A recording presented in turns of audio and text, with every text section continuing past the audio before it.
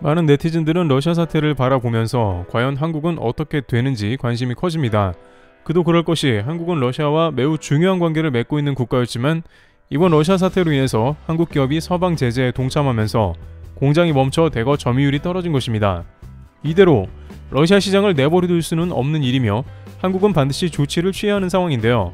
그런데 이 상황에서 전혀 예상치 못한 역발상으로 현지에서 떠오르는 기업이 주목받고 있다고 합니다. 심지어 미국조차 이러한 한국 기업의 행보를 전혀 터치할 수 없는 것으로 전해지고 있는데요.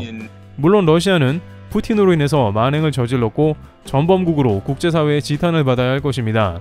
그러나 한국 입장에서는 무조건적인 서방의 제재를 수용하는 것도 억울한 면이 있는 게 사실이죠.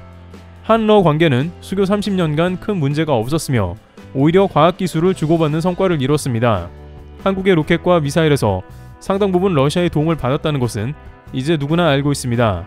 그 결과 지금 한국의 방산업체는 올해만 최대 30조 원가량의 매출을 올릴 것으로 관측됩니다. 현재와 같은 경제 위기에서 K방산으로 솟아날 구멍이 있다는 것에 러시아가 기여한 셈입니다. 이런저런 이유로 한국에서는 러시아 전쟁은 잘못이나 확실히 빨리 종료되길 바라는 국면인데요.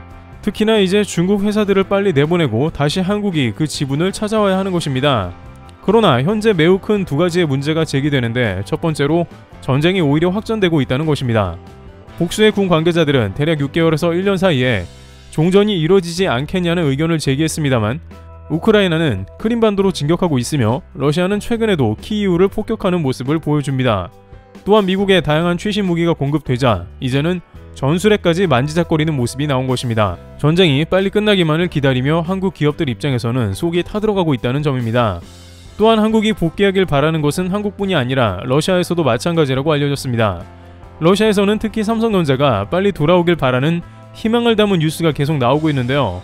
그러나 삼성전자는 미국에 있기 말해서 러시아 복귀를 자의적으로 할 수 없는 상황으로 알려졌습니다.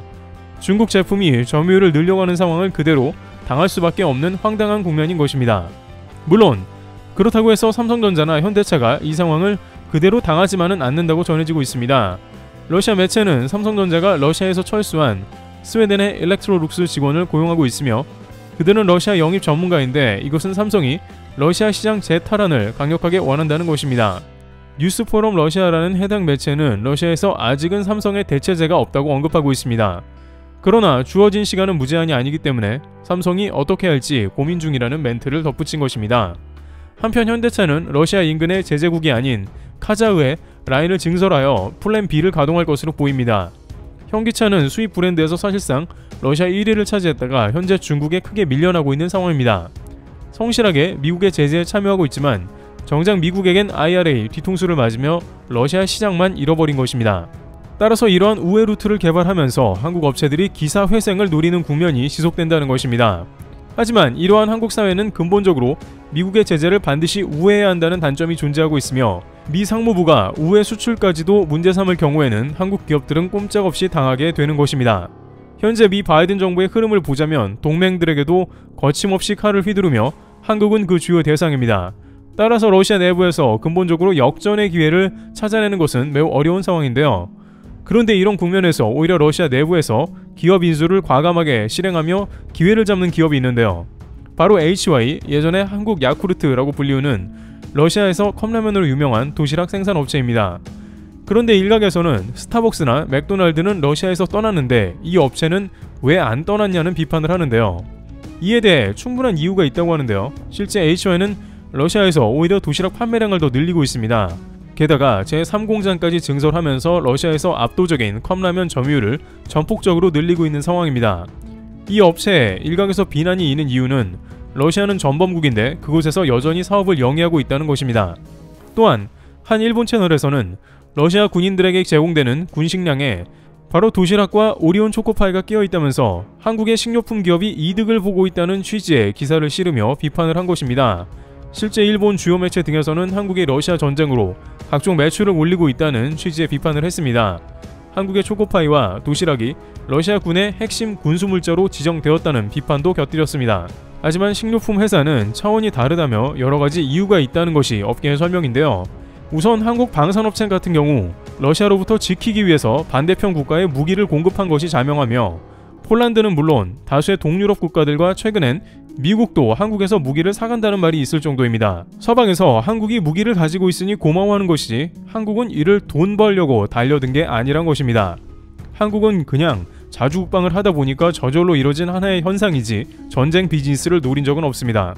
또한 도시락 컵라면은 러시아 군량미로 쓰라고 회사를 만든 게 아니라 러시아의 저렴한 국민 식량인 것입니다. 국토가 넓어 기차를 많이 타는 러시아인들에게 따뜻한 국물을 공급해주고 간단하게 먹을 훌륭한 식량인데 그 과정 가운데 군인들에게도 공급이 된 것이지 마치 돈을 벌려고 한다는 것은 아니라는 것입니다. 게다가 팔도 측에 따르면 전쟁 특수를 노리고 도시락 생산 라인을 확대하는 것은 억측이라고 주장하고 있습니다.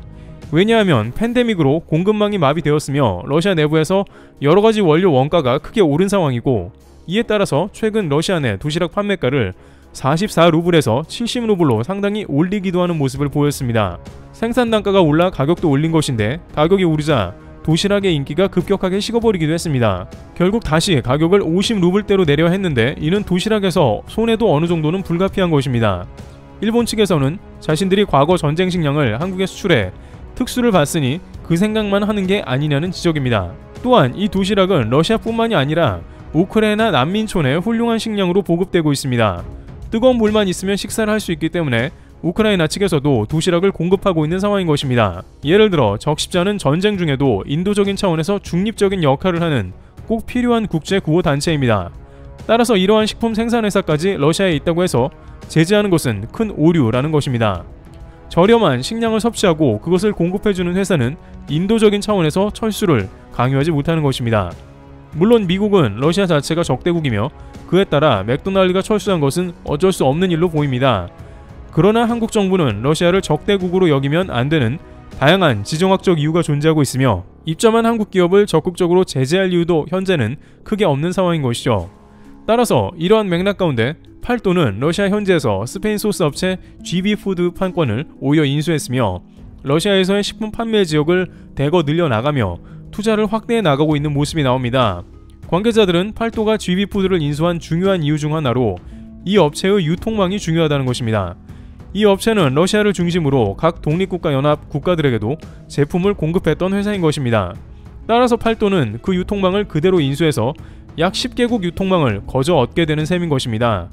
그런데 일각에서는 GB푸드도 전쟁이 일어나서 러시아를 떠났는데 그걸 왜 또 인수하냐는데요. 그러나 실제 스페인 GB푸드는 러시아 전쟁을 반대하는 의미로 떠난 것이 아니며 생산 단가의 급상승과 더불어 실제 사업 분야에서 큰 이윤을 못 보고 철수하는 것으로 알려진 것입니다. 이는 한국 HY도 마찬가지인데 한국에서도 현재 많은 부분 이윤을 보는 게 아니라 오히려 버티는 면도 많습니다. 글로벌 경제 침체가 생겼고 루블화 약세 등으로 전반적으로 사업 환경이 좋지 않은 상황인 것입니다. 그러나 오히려 러시아의 국민 컵라면 기업이 된 만큼 현지 고용도 늘리고 사업도 확장하면서 어느 정도 책임감 있는 행보를 보이면서 중립적이고 인도적인 차원의 식품 기업이라는 것입니다. 러시아에서 한국 제품을 밀어주고 사랑해서 1위까지 한 기업이 무조건 버리고 떠나는 것도 척지는 행위이며 전쟁이 끝나는 대로 오히려 더욱더 기존 국민 컵라면 지위를 이어갈 것으로 확인되고 있는 것입니다.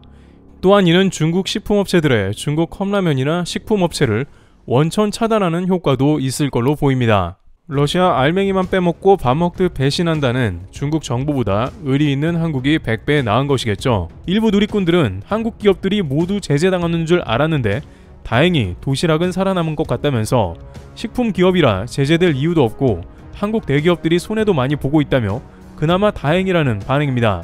미 정부는 현재 강달러로 전세계 약소국을 괴롭게 하며 나몰라라 하는 상황이 지속되고 있습니다. 그러나 겨우 한국의 식품기업이 남아서 버티며 사업하는 것을 비판하는 것은 옳지 않아 보입니다. 트리블TV였습니다. 감사합니다.